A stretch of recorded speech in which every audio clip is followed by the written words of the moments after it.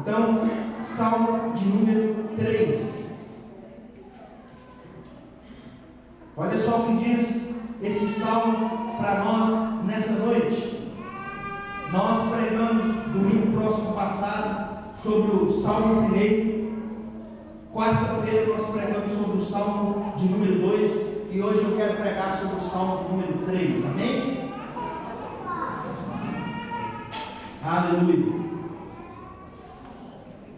Diz assim: Senhor, como se tem multiplicado os meus adversários. São muitos os que se levantam contra mim.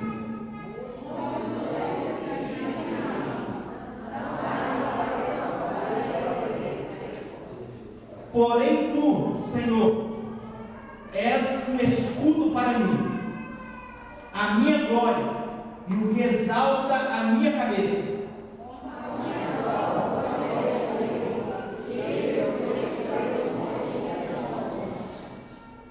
Eu me deito e durmo, acordo porque o Senhor me sustentou.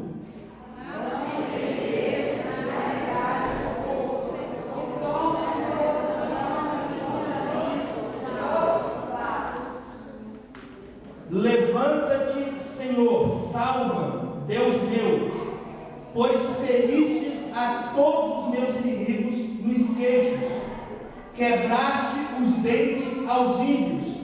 A salvação vem do Senhor sobre o teu povo. O que eu fiz? Você nem falou, né? Então vamos lá. Salva-me, Deus meu, por feriste a todos os meus inimigos nos queixos, quebraste os dentes aos ímpios.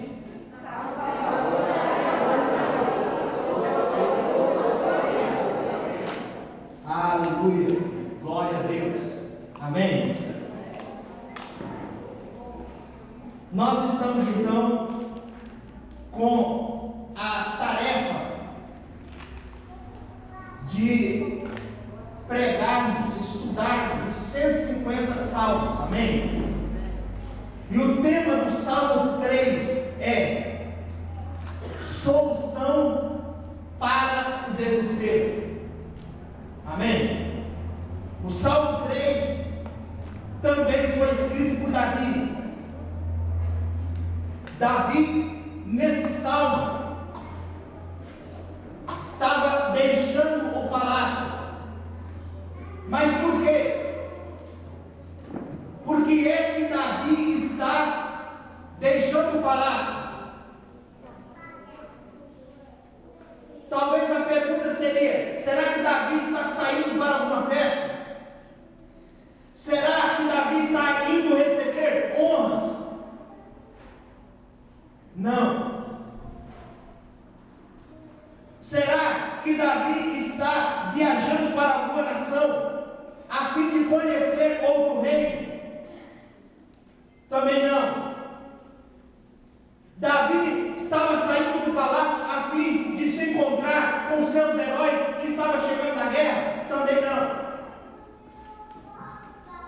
Ele deixava o palácio a fim de fugir da revolta de seu próprio filho Absalão, que tinha reunido uma multidão para ameaçar e matar o seu próprio pai e usurpar-lhe o trono.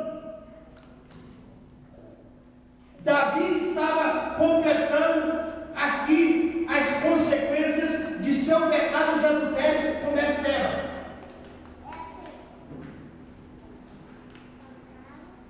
Ele se deita com a mulher que não era sua mulher e gostou daquela situação da mulher, e então depois ele assassina o marido de Betseba, Urias. Os filhos de Davi estavam se desviando do caminho da justiça por seu exemplo pecaminoso. E agora Absalão, que havia matado seu irmão Amon, porque Amon tinha violentado a sua irmã Tamar,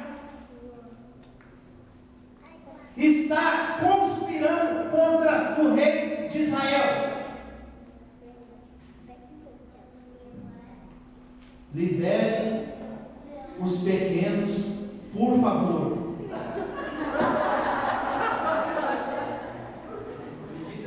Eu precisava ensinar a ficar quieto, né? Mas eles já provaram de volta, você percebeu? Libere os pequenos, por favor. Eu atendo ou não? Sim. Nós vamos liberar os pequenos. Amém? Ei, calma.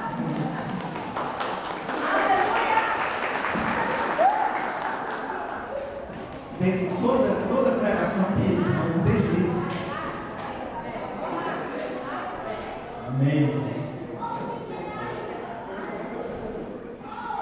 Então olha só, Davi está colhendo o que ele semeou quando ele pecou, adulterou e cometeu o pecado de assassinato.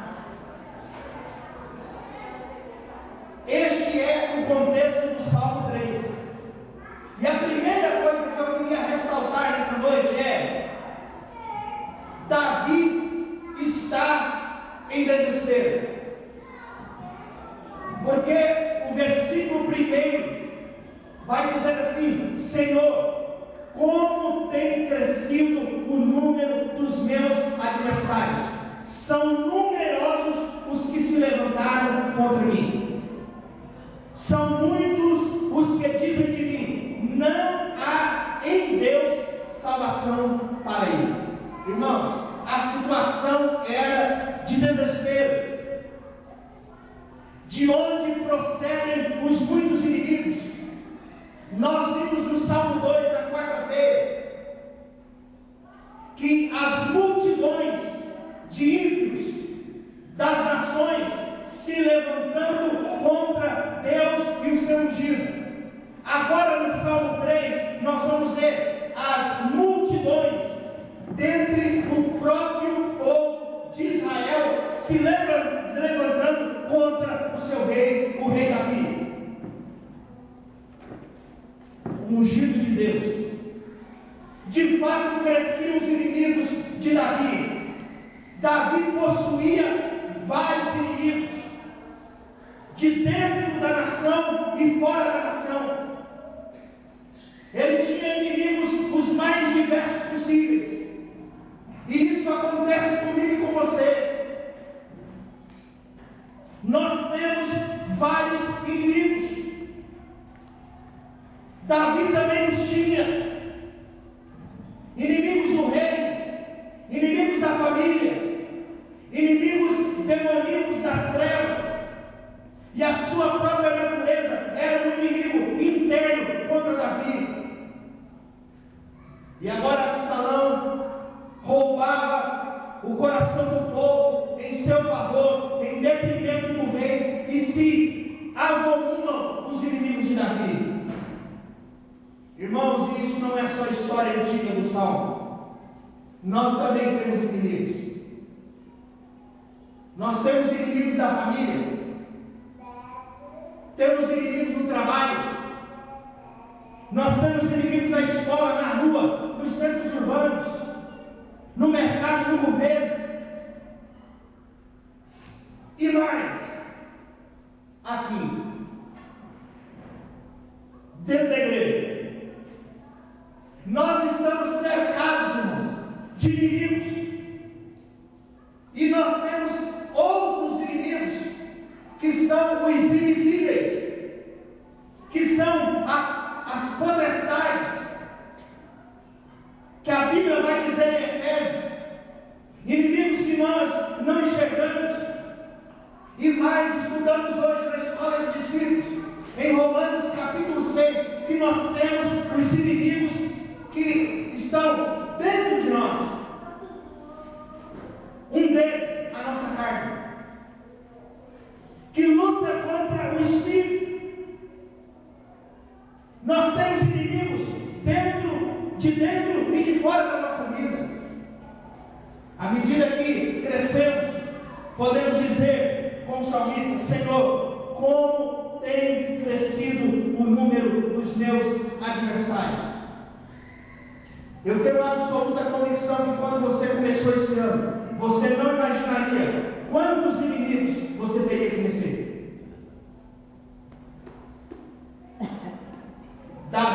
ficou angustiado, vendo o seu próprio filho se levantar contra ele.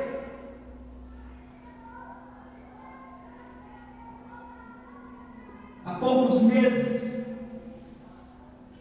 nós perdemos um dos maiores eruditos dessa nação, o bispo Robson Rodovalho.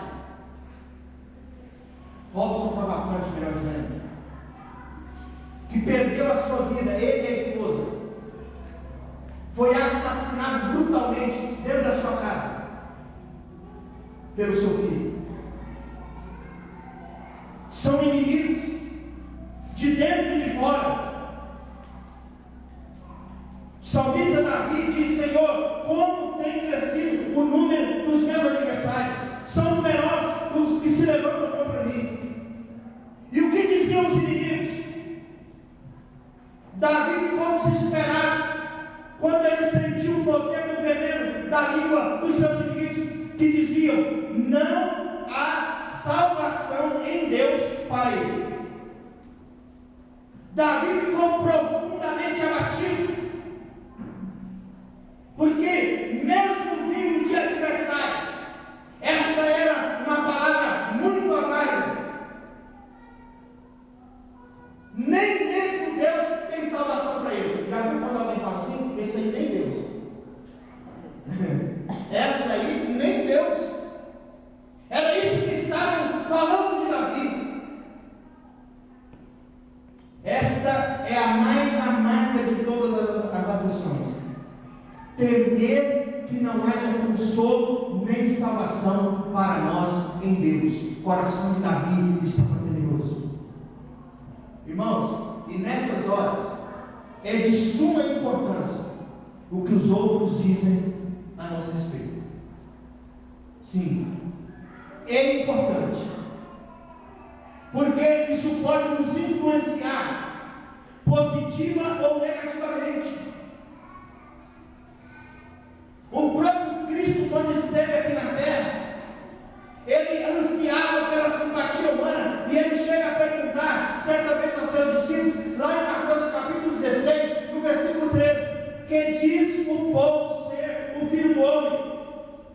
Cristo estava interessado no que os outros diziam dele, porque sabia que era muito importante o que os outros estavam dizendo acerca dele.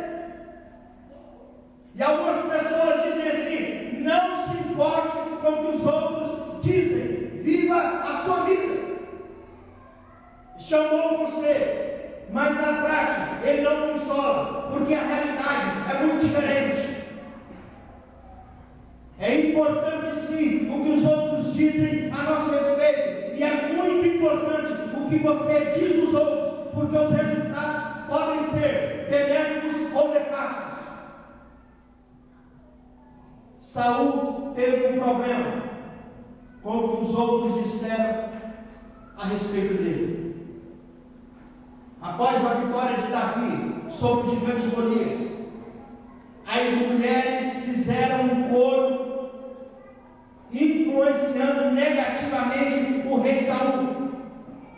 E elas cantavam assim, diz 1 Samuel 18: Saul feriu os seus milhares, porém Davi os seus 10 milhares. Saul ficou indignado com o que estava ouvindo. 10 milhares deram elas a Davi, e a mim somente milhares. Na verdade, quem faltava senão o rei? Irmãos, em momentos de desespero, nós precisamos enxergar uma saída, porque Deus sempre terá uma saída para os seus filhos. Davi ficou abalado com o que os inimigos estavam dizendo. Davi entra em desespero. Ele ouviu a opinião dos inimigos a seu respeito e acreditou neles, e entrou em pânico de tal modo que, ao fugir apressadamente do palácio, disse para poucos homens ao seu lado: levantai-vos e fujamos, porque não poderemos salvar-nos de Absalão. Irmãos, a pergunta é: Um homem como Davi, acostumado a vencer urso, leão, gigante, batalhas tremendas, agora entra em um pavor tão grande e foge do seu filho. Desesperou-se. Fujamos, porque nós não vamos poder nos salvar de Absalão. E talvez tivesse razão, porque se não tivesse fugido do seu filho, provavelmente seu filho mataria. Se Deus assim o permitisse. Deixa eu te dizer algo. Tudo aquilo que é situação de desespero na minha e na sua vida, nós precisamos lançar aos pés do Senhor. Nós precisamos ir além do desespero. Mas Davi tinha outra coisa. Segundo, Davi tem confiança, porque na mesma hora que ele está desesperado, brota no seu coração a esperança em Deus. Porque ele vai dizer no versículo 3: porém tu, Senhor, és o meu escudo, és a minha glória e o que exaltas a minha cabeça. Na vida de Davi, sempre há um porém. Olha só quem era Davi. Ele era um pecador, comete um pecado grave, os seus filhos o acusam, as suas esposas o repeliam, os seus oficiais o repreendiam, o profeta Natã censurou, o povo está falando mal dele, Deus o castigava. Absalão, juntamente com milhares de traidores, se ajuntam contra o seu próprio pai. Davi estava condenado à morte.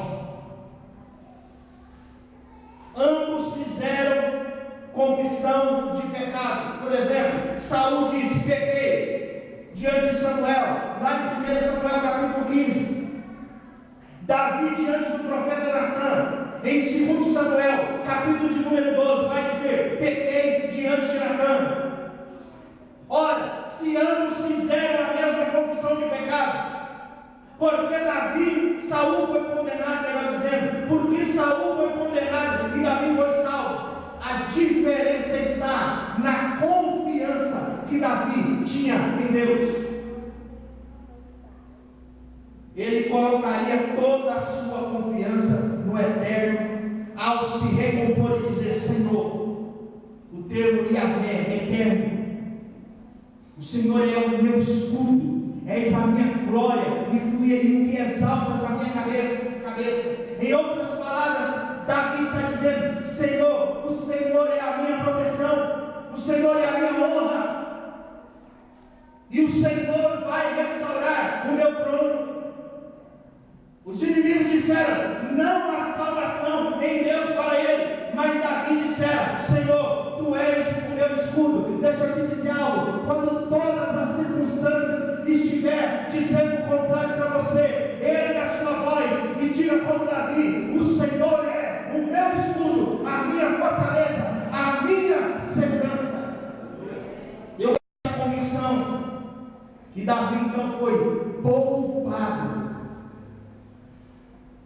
Quando as pessoas falaram mal dele, Davi se dirigiu a Deus, declarando toda a sua confiança no Eterno.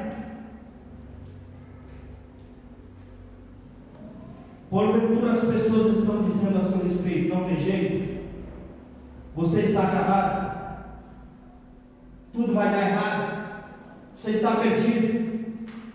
Não acredite. Não permita que os outros digam que você não é querido de Deus, querida de Deus. Do céu o Senhor contempla a sua vida. Você precisa crer. Quando os outros estiverem falando de você, quando eles estiverem dizendo, como diz para Davi, que não há salvação, você diga: Senhor, tu és o meu escudo, o meu protetor, o meu salvador. Nós precisamos declarar isso. Davi clamou a Deus, no versículo 4 ele vai dizer: com a minha voz clamo ao Senhor, e Ele do seu santo monte me responde. Confiança. Davi era capaz de orar e saber que seria respondido pelo Deus do céu. Não há mais nenhuma dúvida no seu coração, mas há condições para ser atendido. Davi não estava orando de modo formal, intelectualmente, não, com palavras difíceis, rebuscadas. Ele clamava a Deus com toda a sua alma, com fervor e devoção, colocando todo o seu empenho em confiança, sabendo que Deus estava ouvindo e mais, que Deus iria respondê-lo. Amém? Mesmo antes de ver alguma evidência da atuação divina, enquanto Davi estava orando, Absalão e os inimigos estavam fazendo o quê? Correndo atrás dele, perseguindo Davi para alcançá-lo. As circunstâncias ainda não tinham mudado, mas algo havia mudado dentro do coração de Davi. A confiança que no começo do salmo parece que não existe na vida dele, depois é restaurada no seu coração. Davi agora está confiante que Deus vai livrar. Amém? Como Deus assim fez. Terceira coisa, Davi tem segurança. Versículo 5: deito-me e pego no sono, acordo porque o Senhor me sustenta. Um arcebispo conhecidíssimo de Nova York, nos Estados Unidos da América, fez uma pesquisa e são consumidos, preste atenção nisso, 6 milhões de sedativos cada dia.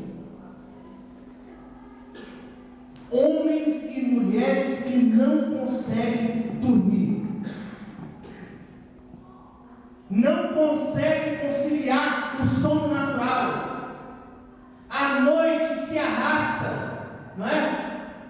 O sono não vem. E eles buscam nestes sedativos, nestes tranquilizantes, tentar dormir, afrouxar a tensão nervosa, buscam conciliar o sono, um sono até mesmo artificial. O homem moderno pode comprar um bom colchão de móveis com aquele sistema de fazer massagem, né? Pode, mas não pode comprar um sono reparador. Davi está dizendo: eu deito, durmo. Irmãos, como é que dorme sabendo que está sendo perseguido por uma multidão que quer tirar a vida dele, e comandando essa multidão está o seu filho? Como que dorme? Mas Davi está dizendo: durmo e acordo porque Deus me sustenta. Davi tinha fortes razões para não dormir. Eu e você, por muito menos, a gente não dorme. Não é verdade? Por muito menos a gente não dorme. Imagine uma situação dessa. Ele estava sendo traído por alguns dos seus oficiais de confiança, traído pelo povo, traído pelo próprio filho, a quem ele amava muito. E após ser obrigado a fugir de seu próprio palácio e deixar o trono, escapava por sua vida, porque já estava condenado à morte. Porque vimos hoje em Romanos capítulo 6, versículo 23, que o salário do pecado é a morte, mas o dom gratuito de Deus é a vida eterna. E Davi havia pecado contra Deus. E para piorar a situação, os inimigos de Davi diziam: não há em deu salvação para ele? Porque ele pecou à plena luz do dia. Como poderia Davi dormir diante de tudo isso? Deixa eu te dizer algo. Quando nós confiamos em Deus, um homem e uma mulher que confia em Deus, mesmo em meio às circunstâncias mais escuras da vida, mesmo em meio às condições mais adversas que ele vem enfrentar, ele tem segurança, desfruta de paz, doce paz interior, alegria inexprimível. Por isso pode dormir. Nada tira o sono. Mesmo assediado por uma multidão de inimigos, Davi podia conciliar o sono e dormir tranquilamente, porque ele sabia que, dormindo ou não, o que Deus ia fazer, Deus ia fazer. Ficar sem dormir era prejuízo, porque Davi tinha que acordar no outro dia, se levantar, pôr os pés no chão e dizer: Deus está comigo, vamos para frente esse ano. Davi podia conciliar o sono e dormir tranquilamente, em paz. Ele surpreendeu aos seus discípulos certa vez, que os pegou dormindo. Jesus Cristo, dormindo em meio a uma grande tempestade no mar da Galileia. A maior segurança é dormir em meio a uma situação perigosa, com risco de vida. Eu sempre gosto de fazer isso, mas quando o trem está pegando, eu vou dormir. Vou roncar, babar. Senhor, já fiz o que tinha que fazer. Já orei. Já pedi ao Senhor. Já jejuei. Já li a tua palavra. Já sei que a tua palavra diz. Então agora eu vou dormir. É assim que os filhos de Deus fazem. Porque as pessoas não podem dormir. Muitos não dormem por causa do medo.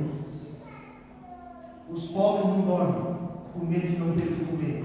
Os ricos não dormem com medo de ser roubados pelos pobres. Os perseguidos não dormem com medo de seus perseguidores. E os perseguidores não dormem com medo da vingança dos perseguidos. O medo se agiganta e assusta milhões de pessoas nesse mundo. Em nosso tempo, muitos não dormem com medo, por exemplo, de perder o emprego. Medo de ter um ataque cardíaco. Outros ainda temem chegar à velhice, como se pudesse mudar isso. Cada dia que aparece uma ruinha, fica desesperado. Não tem como mudar isso. Isso é uma lei inexorável. Vai ficar velho, vai cochilar, vai cair. Não tem jeito. Não percam o seu sono por causa dessas coisas. Algumas pessoas temem as trevas da noite, têm medo da escuridão. Outros têm medo de perder a popularidade, a posição social que tem. Mas o pior de todos os medos que assombra a humanidade nesses dias é o medo de pessoas. Esse é o pior. Ter medo do outro ser. Bandidos, assassinos, pessoas que perderam o sentido da vida. Mas Davi podia dizer no versículo 6: não tenho medo de milhares do povo que tomam posição contra mim de todos os lados. Ele podia dormir em paz e acordar tranquilo, porque o Deus que ele servia estava sustentando a vida dele. Esta era a maior segurança que Davi tinha. Se Deus nos sustenta, irmãos, não precisamos temer, não precisamos ficar sem dormir. Vá dormir, irmão. Se é hora de dormir, vá dormir. Sabe por quê? Porque enquanto você dorme, Deus não dorme, Deus está trabalhando. Pode dormir. Diga: Deus, já vou dormir. Vai dormir. Não adianta. Porque se você ficar sem dormir,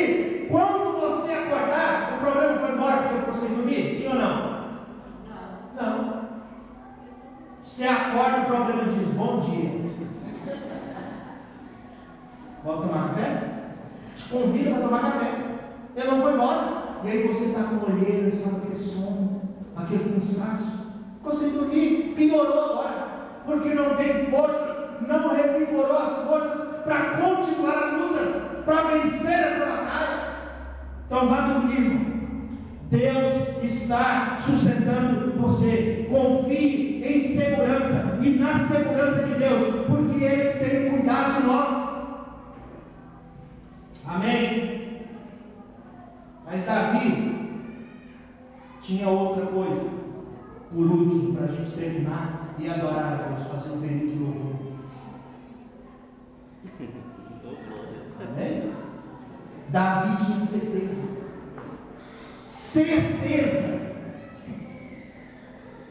Davi diz no versículo 7: levanta-te, Senhor, salva-me, Deus meu, pois fere nos queixos a todos os meus inimigos, e aos ímpios quebra os dentes. Davi faz uma oração, até mesmo um pouco estranha. No versículo 4 ele disse que clamava. No versículo 7 ele apresenta o conteúdo do seu clamor. Ele clama a Deus para que tome uma iniciativa e se levante para salvá-lo dos seus inimigos. Mas há uma expressão singular nessa oração: pois feres nos queixos a todos os meus inimigos, e aos ímpios quebras os dentes. Os inimigos de Davi eram inimigos de Deus porque são ímpios. Alguns poderiam estranhar que um homem de Deus pudesse fazer tal oração, porque Cristo nos ensinou lá em Mateus capítulo 5 para que nós viéssemos a orar em benefício dos nossos inimigos.